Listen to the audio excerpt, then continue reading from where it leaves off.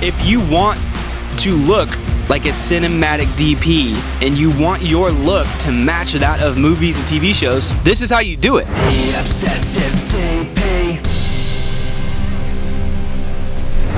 Well, what's up everybody, and welcome back to the Obsessive DP. I'm Ryan. This is the show where we go over high-end production value, industry standard, cinematic tips, tricks. We're not about indie filmmaking here. We are not about taking the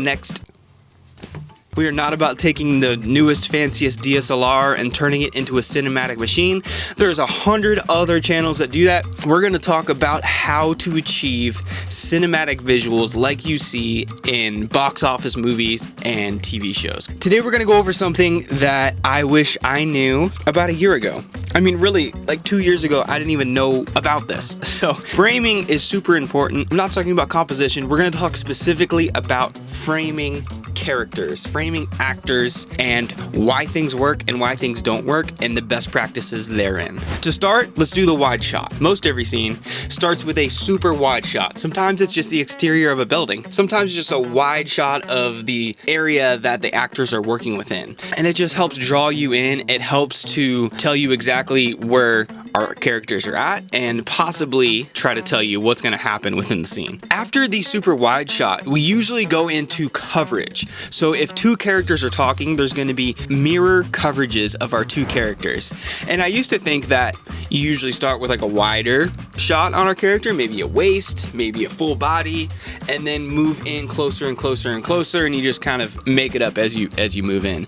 But there are actually specific shot sizes on characters that are pretty much standard across the board. After you watch this video, you're gonna go watch movies and TV shows, and it's all gonna be the same exact shots, because turns out years ago some filmmakers and directors and DPs found the best way to do things, and we just mimic them. We just have mimicked them for years, for hundreds of years. It's like rehashing the same formulas over and over and over. And if you want to talk about story, that is really rehashing the same formulas over and over and over, but we don't have time to go into that here. And it's not really DP related. The widest shot on our character is the head to toe. That's obviously, it's head to toe. You see everything from the head to the toe. You need to make sure you have adequate headroom here. This is not like a close-up type of headroom. This is not a choker, as some DPs call it, headroom. The choker headroom is like this, where you cut it off in the middle of the forehead. Do not do that on wides. I know people that have done that on wides. No haircuts should happen on the head to toe shot. It should just be a nice headroom above, all the way down to the toes. You shouldn't be cutting off the toes either. Just make sure you have adequate, I can't talk today.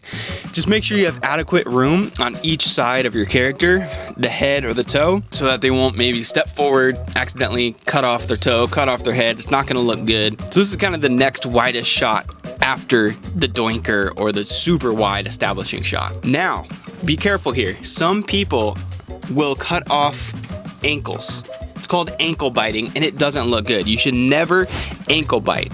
It looks weird. It cuts off your character in an odd way. All you're losing is the feet, and just keep the feet or go up to the knees. That's the next framing size, which is called cowboy, and it's obviously done in a lot of westerns. It looks great because you see like the full body of the cowboy, and he looks all rough and tough. You know how he has his like knees apart, and my camera can't see me at all. He just looks like he's got his guns, and this is not going well today. You're just cutting them off at the knees, and it gives that rough look.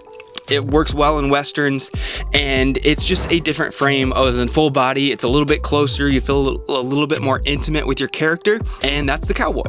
The next one is the waister. Now this is the one I've used a lot. It's just cutting off at the waist. It's very simple. It's done a lot in coverage. It's probably the most common coverage shot because it's just here to here, waist to head. It looks nice, makes us feel intimate without getting too close yet. It's great for coverage because once you jump into the close-up, you really feel that difference. But let's say if your coverage is more at like the chest height and then you jump into the close-up, it's not that different. So it's nice to stay at a waister for a lot of the coverage, and then as the story builds, as the scene comes to the apex, that's when you jump into that close-up, and that's where we really feel the emotion of our character a little better. The next one is a collarbone.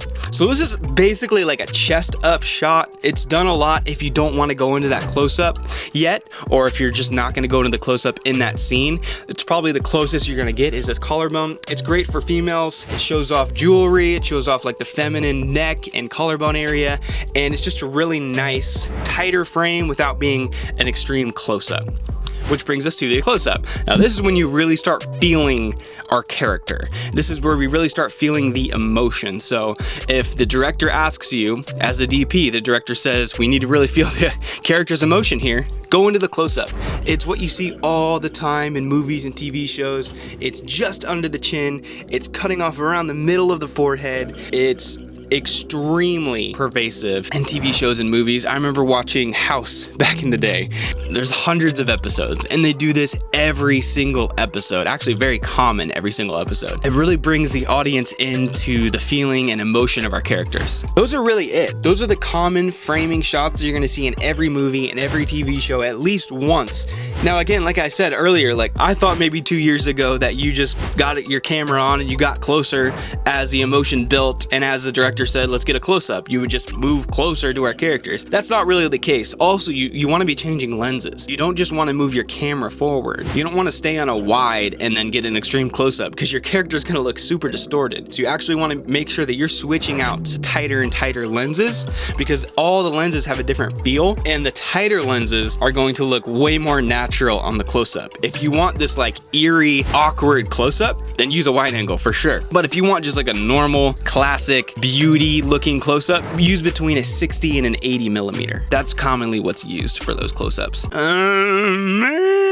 There are other framing shots than this. Certain DPs or certain directors may do like an extreme close-up where you just see the eyes. I hate this focus. I'm gonna kill whoever made this camera. Sony, I'm coming for you, Sony.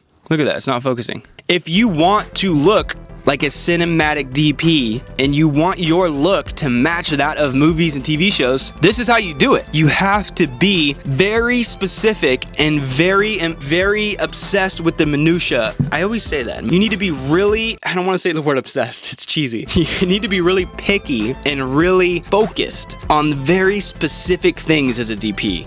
What we're talking about here is the framing. You need to follow these framing techniques if you want to match the style of cinema, high quality TV, and high level production. I'm giving you the secrets. I'm giving it away. Use these specific framed shots as your guide when you're making your storyboard or planning your shoots. You know, sketch out what the character in frame should look like. Make sure that you know before you go into the scene what shots are gonna have what framing, or else you're just gonna frame your characters random as you feel, versus going in with a plan, knowing what's worked in cinema for hundreds of years, and then executing those styles and those frames that have worked. Comment below if you have any questions. I hope this was helpful. Let me know if you want any more guidance on anything specific in this world. Come back next time. Stay obsessed. Subscribe. Don't forget to subscribe.